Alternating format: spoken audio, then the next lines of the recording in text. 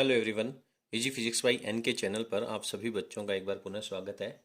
आज का video chapter number 13 यानी प्रकाश विद्युत प्रभाव का थ्योरी के रूप से अंतिम पार्ट होने वाला है। आज अपन पढ़ेंगे प्रकाश की द्वैत प्रकृति। अपन पिछले कई दिनों से जो टॉपिक पढ़ रहे हैं उसमें अपन ने पहले प्रकाश की तरंग प्रकृति के बारे में पढ़ा और इस चैप्टर में अपन ने प्रकाश की फोटोन या कणीय प्रकृति के क्वांटम प्रकृति के बारे में पढ़ा। तो वैज्ञानिकों के अंदर शुरुआत से ये बात जानने की उत्सुकता रही है कि प्रकाश है उसकी प्रकृति किस तरह की है। आज की इस वीडियो में से आपसे 1 नंबर का प्रश्न बोर्ड परीक्षा में पूछा जा सकता है। वीडियो के एंड में अपन डिस्कस करेंगे कि किस तरह का प्रश्न यहाँ से पूछा जाता है। तो कई सारे वैज्ञानिकों ने अलग अलग समय के ऊपर अपने अलग अलग सिद्धांत दिए थे, जिसमें अगर अपन थोड़ी सी इसकी हिस्ट्री लिखने की बात करें तो लगभग सन 1660 ईस्वी के आसपास आइजैक न्यूटन ने ये बताया कि प्रकाश जो है वो कणीय रूप के अंदर पाया जाता है। तो न्यूटन ने प्रकाश के कणिकावाद सिद्धांत का प्रतिपादन किया था और इस प्रकाश के कणिकावाद सिद्धांत के द्वारा आप प्रकाश के अपवर्तन और प्रकाश के परावर्तन की व्याख्या कर सकते हैं। क्लियर है? इसके थोड़े समय बाद में लगभग 1678 ईस्वी के अंदर 1678 ईस्वी में न्यूटन के बाद में एक वैज्ञानिक आए जिनका नाम हाइगेन था। इस चैप्टर के स्टार्टिंग में अपन इस बात के बारे में भी चर्चा करी थी। हाइगेन ने कहा कि प्रकाश है वो कणों के रूप में ना चल करके प्रकाश है वो तरंग रूप में चलता है। तो हाइगेन का तरंग सिद्धांत आया और प्रकाश के तरंग सिद्धांत के द्वारा अपन ने प्रकाश के अपवर्तन की, प्रकाश के परावर्तन की और उसके बाद में आपने चैप्टर नंबर 12 के अंदर आपने पढ़ा अपवर्तन परावर्तन, तो 11वें पार्ट में पढ़ लिया। उसके बाद में प्रकाश का विवर्तन आपने पढ़ लिया। उसके बाद में प्रकाश का व्यतिकरण आपने पढ़ लिया। इन दोनों की व्याख्या अपने हाइगेन के तरंग सिद्धांत से करी है और प्रकाश का जो ध्रुवण है, पोलराइजेशन है, ये अपने सिलेबस में से हटा दिया गया, लेकिन इन पांचों घटनाओं की व्याख्या है वो हाइगेन के तरंग सिद्धांत के द्वारा की जा सकती है। सन 1873 ईस्वी में एक वैज्ञानिक हुए थे जिनका नाम था मैक्सवेल। क्लियर है? आप लोगों को थोड़ी सी हिस्ट्री जो है वो जाननी बहुत जरूरी है। अपन साइंस के स्टूडेंट है, अपने को इनकी इतिहास है वो पता होना चाहिए। तो मैक्सवेल ने ये बताया कि प्रकाश जो है वो विद्युत और चुंबकीय तरंगों के रूप में चलता है। तो विद्युत चुंबकीय तरंग सिद्धांत, क्लियर है? और इस सिद्धांत के द्वारा प्रकाश की जो गति है उसके बारे में बताया जा सका। लेकिन इसके बहुत समय बाद में लगभग 19वीं शताब्दी में एक वैज्ञानिक हुए थे जिनका नाम था मैक्स प्लांक। मेरी बात को बहुत ध्यान से सुनना। मैक्स प्लांक, जिसके बारे में अपन इस चैप्टर में पढ़ते हुए आ रहे हैं। मैक्स प्लांक ने कहा कि प्रकाश जो है वो कणों के रूप में चलता है और जिसे प्रकाश का क्वांटम सिद्धांत कहते हैं। क्लियर है? और प्लांक के बाद में आइंस्टीन ने प्रकाश के फोटोन सिद्धांत का प्रतिपादन किया और प्रकाश का जो फोटोन सिद्धांत कह दें या फिर इसे क्वांटम सिद्धांत कह दें, इन दोनों के द्वारा प्रकाश विद्युत प्रभाव की व्याख्या, उसके बाद में कॉम्पटन प्रभाव की व्याख्या। कॉम्पटन प्रभाव है वो बीएससी क्लास के अंदर मैथमेटिक्स के स्टूडेंट पढ़ेंगे।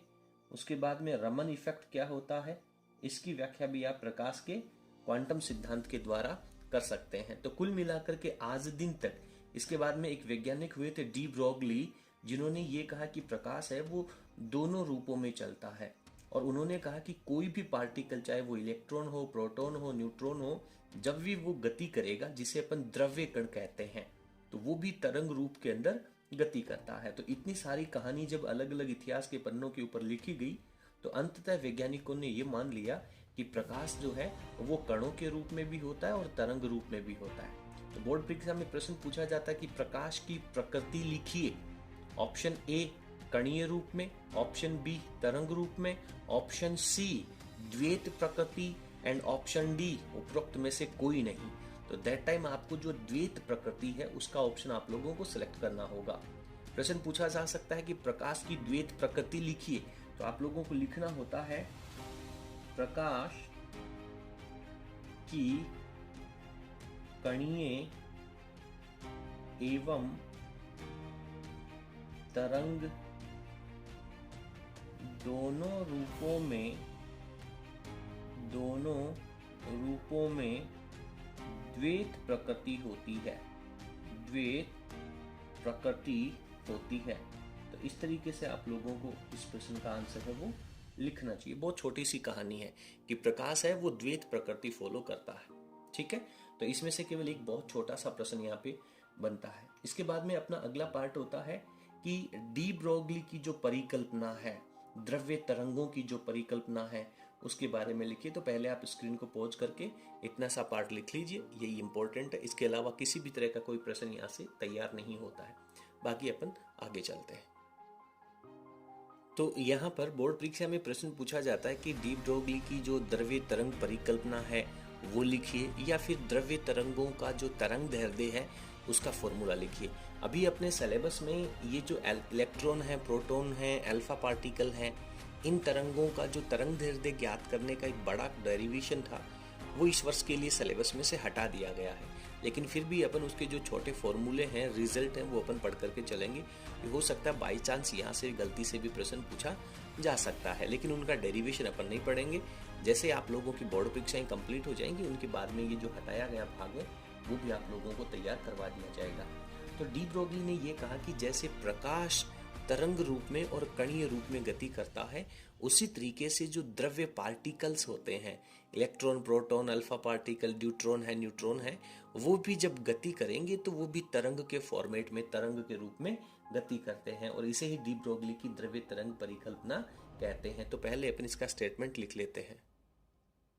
तो यहाँ पे अपन ने लिखा है कि जिस तरह से प्रकाश जो है वो तरंग रूप में एवं ऊर्जा को कणों के रूप में संचरण होता है, यानी प्रकाश है वो तरंग रूप में भी होता है, लेकिन एनर्जी जब ट्रांसफर होती है तो वो पार्टिकल्स के रूप में, क्वांटा के रूप में या फिर कणों के रूप में होती है।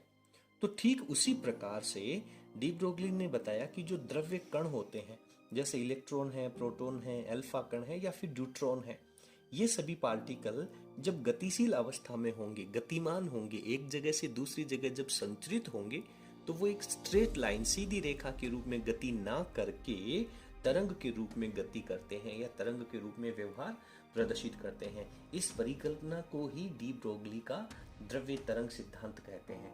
ठीक है, अब यहाँ पे एक बहुत छोटा सा कॉन्सेप्ट आता है कि यदि जो द्रव्य पार्टिकल है, यानी डेफिनेटली उनका कोई ना कोई द्रव्यमान होगा, और द्रव्यमान का कोई कण जब गति करेगा तो उसका कोई वेग होगा, और द्रव्यमान और वेग का गुणनफल मिलकर के संवेग प्रदर्शित करता है।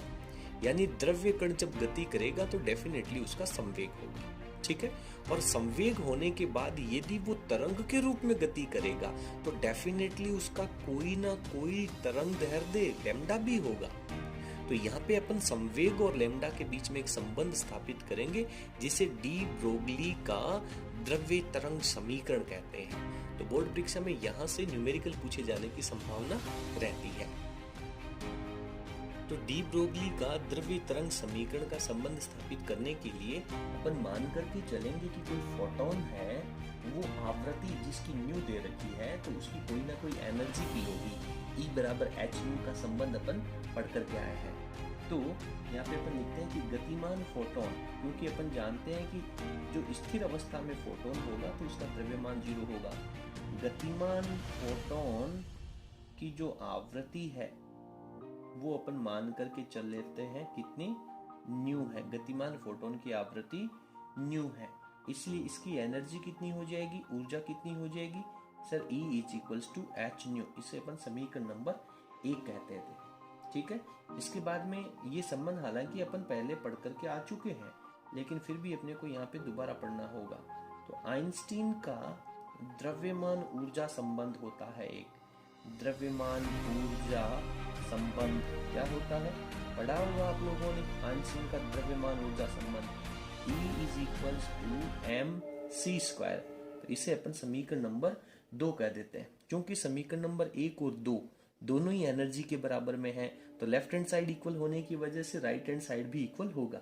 याद रखना अपने को कि इसी तरीके से अपन इसको आगे लेकर के चलेंगे। तो H nu is equals to हो जाएगा बेटा आपके पास एम सी स्क्वायर। ठीक है, यहां से यदि मैं न्यू जो है इस न्यू को, इस पूरे इक्वेशन को कुछ ऐसे फॉर्मेट में बदलता हूं कि वो मेरे पास m के बराबर में रह जाए। किसके फॉर्मेट में? m के बराबर में रह जाए। तो अपने को क्या करना चाहिए? सी स्क्वायर है, इसको डिवाइड में भेज देना चाहिए। तो m बराबर अपने पास हो जाएगा एच न्यू अपॉन सी स्क्वायर। क्लियर है बेटा? तो इसे अपन इक्वेशन नंबर 3 डाल देते हैं। ये अपने पास समीकरण नंबर 3 आ जाती है। अब मान लीजिए कि आपके पास कोई फोटोन है, तो वो प्रकाश के वेग से गति करेगा। प्रकाश का वेग होता है जिसे अपन c से लिखते हैं। तो यहाँ पे अपन फोटोन का संवेग बनाने का प्रयास करते हैं। फोटोन संवेग, तो फोटोन के संवेग का इक्वेशन क्या होगा सर? p बराबर होता है द्रव्यमान इंटू वेग, और वेग की जगह अपन क्या लिखेंगे? c लिखेंगे, क्योंकि फोटोन तो प्रकाश के वेग से गति करता है ना। ठीक है, अब समीकरण नंबर 3 का उपयोग करके आप यहाँ पे m की वैल्यू रख दीजिए। तो आपके पास क्या हो जाएगा सर? एच न्यू अपॉन सी स्क्वायर, ये तो m की वैल्यू होगी, और मल्टीप्लाइड में आप c लिख दीजिए। देन आपके पास क्या हो जाएगा? p इज इक्वल्स टू, ये यहाँ से आपके पास c कैंसिल आउट हो जाएगा, तो ये रह जाएगा एच न्यू अपॉन सी। ठीक है, और आप बहुत अच्छे से जानते हैं nu is equals to, nu is equals to होता है सी अपॉन लेमडा। तो ये जो इक्वेशन है वो पार्ट मैं यहाँ पे अप्लाई करूंगा, और इस मैथमेटिकल पार्ट को आगे अपन सॉल्व करेंगे। लेकिन उससे पहले आप वीडियो की स्क्रीन को पॉज कर लें, और पूरा डेरिवेशन है वो आप यहाँ पे अच्छे से लिख लें। तो अब अपन जब अब आगे चलेंगे तो न्यू की जगह अपन वैल्यू रख दें। तो इसलिए अपने पास p की वैल्यू क्या आ जाएगी? p की वैल्यू सर h है, और न्यू की जगह सर c अपॉन लेमडा रख दीजिए, और बटा में c यहाँ पे चल रहा है, c ने c को कैंसिल आउट कर दिया। तो p इज इक्वल्स टू आपके पास हो जाएगा h अपॉन लेमडा। ठीक है, p इज इक्वल्स टू आपके पास h अपॉन लेमडा हो जाएगा। और ये जो संबंध है इसके अंदर आप देख पा रहे हैं कि पार्टिकल का संवेग भी आ रहा है और तरंग का तरंग दैर्ध्य भी आ रहा है। तो इसे अपन डी ब्रोगली तरंग समीकरण कहते हैं। क्या कहते हैं इसे? डी ब्रोगली तरंग समीकरण। यहां से बेटा 1 नंबर का प्रश्न भी आपसे परीक्षा में पूछा जा सकता है कि डी ब्रोगली का जो तरंग समीकरण है, इक्वेशन है, वो लिखिए। दैट टाइम आप डायरेक्ट लिखेंगे p is equals to H upon lambda, और आप लोगों को ये डिफाइन भी करना होगा कि p है वो पार्टिकल का संवेग है, h प्लांक कांस्टेंट है, एंड लेमडा जो है वो उस तरंग का तरंग दैर्ध्य है। क्लियर है? तो इसके साथ ही अपना ये चैप्टर यहाँ पे कंप्लीट हो जाता है। लेकिन अपन डी ब्रोगली ने अल्फा पार्टिकल, इलेक्ट्रॉन, प्रोटॉन और न्यूट्रॉन, इन सभी का जो लेमडा है वो कैलकुलेट करने के फॉर्मूले दे रखे। वो फॉर्मूले भी अपन यहाँ पे कुछ एक्स्ट्रा पढ़ लेते हैं, लेकिन इस वर्ष की बोर्ड परीक्षा के लिए इनको पढ़ना कोई विशेष आवश्यक नहीं है। ठीक है, आप स्क्रीन को पॉज करके इनको लिख लें। अब मैं यहाँ पर कुछ नोट लगा करके इन बातों को नीचे लिख देता हूँ, आप लोग अच्छे से पहले समझ लीजिए, उसके बाद में अपन इनको तैयार करेंगे। यदि इलेक्ट्रॉन की यदि आप बात करें तो लेमडा ई लिख देता हूँ। ये लेमडा ई क्या कह रहा है सर? इलेक्ट्रॉन का तरंग दैर्ध्य है, और इसकी वैल्यू आती है बेटा 12.27 अपॉन अंडर रूट में कैपिटल वी। ये जो कैपिटल वी है ये विभवांतर है, कितने वोल्ट से इलेक्ट्रॉन को त्वरित किया गया है। क्योंकि इलेक्ट्रॉन को जब आप त्वरित करेंगे तभी तो वो गति करेगा। भाई किसी भी गोली को आप बंदूक से निकालेंगे, छोड़ेंगे, तभी तो वो बाहर निकलेगी। तो इलेक्ट्रॉन को जब आप त्वरित करेंगे v वोल्टेज से, दैट टाइम वो गति करेगा तरंग रूप के अंदर। तो यहाँ पे v जो है वो वोल्टेज है। तो बोर्ड परीक्षा में कई बार डायरेक्ट क्वेश्चन यहाँ से पूछा जाता है, लेमडा है इसका मात्रक क्या होता है? हालांकि मीटर होता है, बट यहाँ पे अपने को ये इसका जो आंसर है वो अपने एंगस्ट्रॉम के अंदर कैलकुलेट कर रखा है। ठीक है, बोर्ड परीक्षा में कई बार v की वैल्यू 100 दे देता है कि किसी इलेक्ट्रॉन को 100 वोल्ट से त्वरित करने पर उसका लेमडा कितना होगा। तो यहाँ पे आप v की जगह 100 लिखेंगे, रूट निकालेंगे तो 10 रह जाएगा, और 10 से इसको डिवाइड कर देंगे। कई बार बेटा इसको कहता है 10 किलो वोल्ट भी कह देता है। ठीक है, तो यहाँ पे मैं एक एग्जाम्पल ले लेता हूँ। v is equals to 10 kilo volt. तो किलो वोल्ट को बेटा आप वोल्ट में कर लीजिए, तो किलो का मतलब 10 की पावर 3 से और मल्टीप्लाई करना, तो ये 10 की पावर 4 वोल्ट हो जाएगा। तो और इस सिचुएशन में यदि आप लेमडा ई निकालेंगे तो ये 12.27 अपॉन 10 की पावर 4 का रूट, और 10 की पावर 4 का रूट निकालेंगे तो कितना हो जाएगा बेटा, 100 रह जाएगा, यानी सर 100 से डिवाइड हो जाएगा, दैट टाइम ये 0.1227 एंगस्ट्रॉम रह जाएगा। तो उम्मीद करता हूँ कि ये पार्ट आप लोगों को अच्छे से समझ में आ गया होगा। और इसी तरीके से अपन और भी रिजल्ट लिख लेते हैं। इसके बाद में इलेक्ट्रॉन के बाद में अपन प्रोटॉन की बात कर लेते हैं। तो ये 0.286 अपॉन रूट वी, ये भी एंगस्ट्रॉम में आ जाएगा। इसके बाद में यदि आप बात करें अल्फा पार्टिकल की, तो लेमडा अल्फा की वैल्यू जब आप निकालेंगे तो 0.101 अपॉन रूट वी एंगस्ट्रॉम के अंदर आ जाएगा।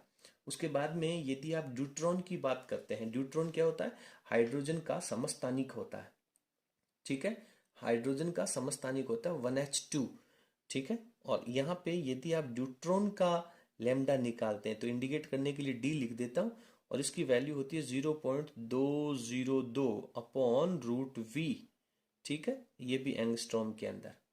और उसके बाद में यदि आप न्यूट्रॉन की बात करना चाहते हैं तो न्यूट्रॉन तो एक उदासीन पार्टिकल है, और उदासीन पार्टिकल को विभवांतर लगा करके तो आप त्वरित कर ही नहीं सकते, क्योंकि विद्युत क्षेत्र में न्यूट्रॉन को जब आप रखोगे तो उसके ऊपर किसी प्रकार का कोई फोर्स नहीं लगेगा, तो उसके ऊपर तापीय ऊर्जा लगती है, उसको अपन हीट करते हैं, दैट टाइम उसके अंदर एनर्जी लगती है और वो गति करता है। तो लेमडा एन लिखता हूँ, तो लेमडा एन की जो वैल्यू है वो आती है बेटा 30.835 अपॉन रूट में टेम्परेचर का रूट लिया जाता है एंगस्ट्रॉम। इनका डेरिवेशन है वो अपन बोर्ड परीक्षा के बाद में सेपरेट रूप से पढ़ लेंगे।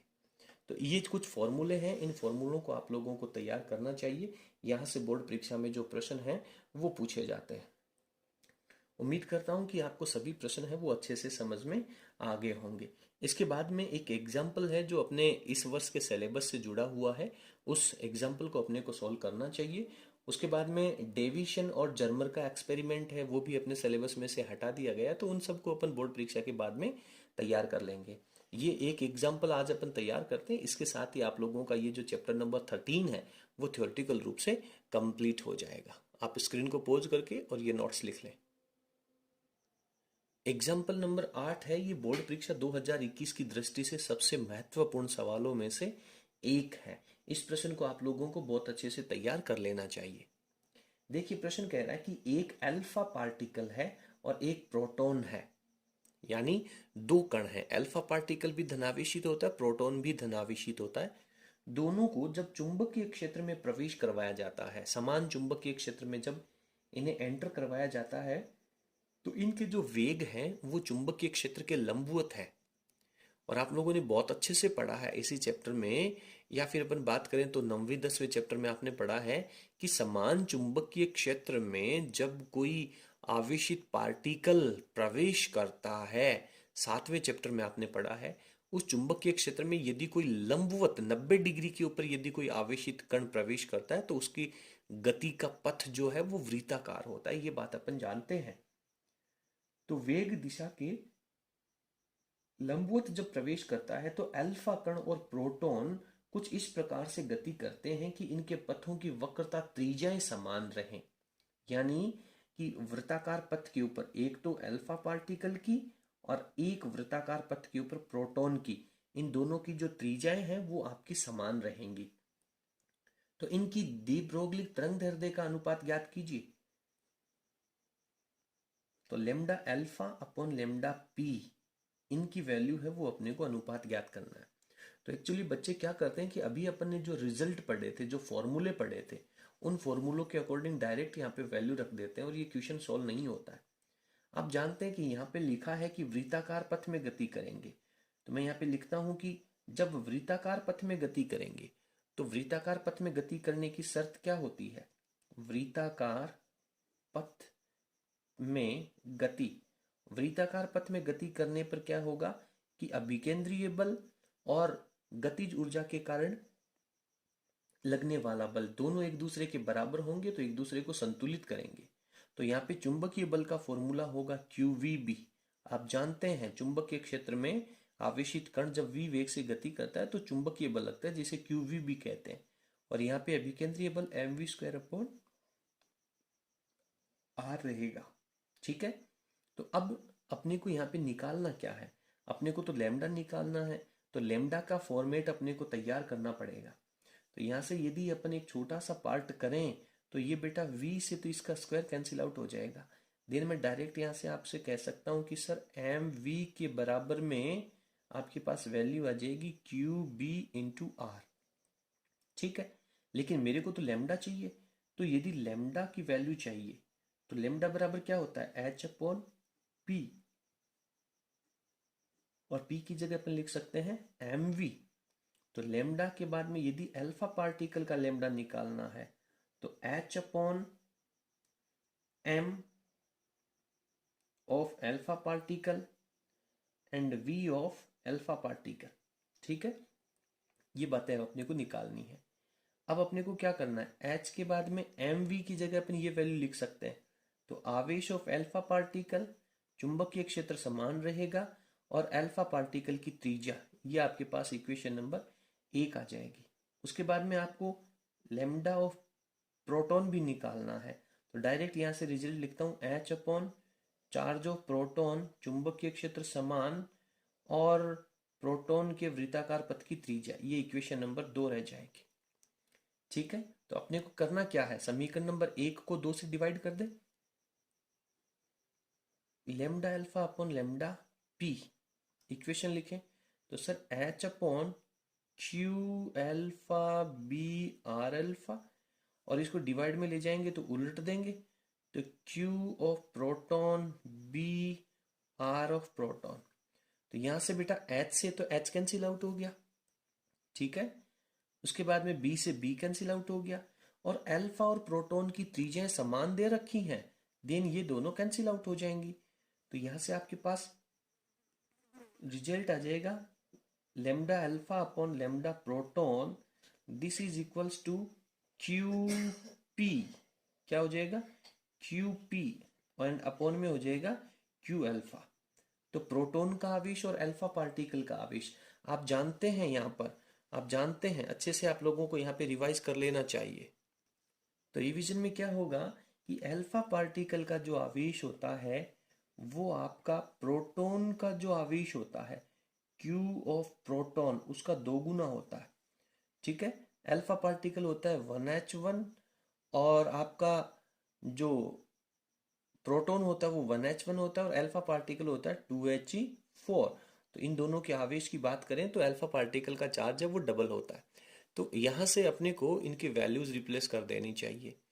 तो जब अपन वैल्यूज रिप्लेस करेंगे तो डायरेक्ट यहाँ पे अल्फा पार्टिकल की जगह ये तो आपके पास QP हो जाएगा और ये आपके पास 2QP हो जाएगा। Then lambda alpha upon lambda proton, इन दोनों के जब अपन आवेश की बात करेंगे दैट टाइम ये 1/2 हो जाएगा। तो ये इस प्रश्न का आंसर यहाँ पे आ जाता है। बहुत इंपॉर्टेंट प्रश्न है, आप लोगों को परीक्षा की दृष्टि से इसे तैयार कर लेना चाहिए। ठीक है, तो उम्मीद करता हूँ कि आप लोगों को आज का वीडियो बेहद पसंद आया होगा। आपको हमारा आज का कंटेंट कैसा लगा जरूर आप हमें कमेंट सेक्शन में लिखिएगा। हाइजेन वर्ग के अनिश्चितता का सिद्धांत जो है वो भी अपने बोर्ड परीक्षा के सिलेबस में से हटा दिया गया है, उसको भी अपन कंपटीशन एग्जाम की दृष्टि से तैयार करेंगे, लेकिन आप एक बार बोर्ड परीक्षा की तैयारियां कर ले उसके बाद में। ठीक है, तो इसके साथ ही चैप्टर नंबर 13 आपका थ्योरेटिकल दृष्टि से कंप्लीट हो चुका है। उसके बाद में अपन इसके MCQs हैं वो तैयार करेंगे और ऑब्जेक्टिव प्रश्न है वो तैयार करेंगे। चलिए आज की क्लास में इतना ही, बहुत बहुत धन्यवाद, थैंक यू।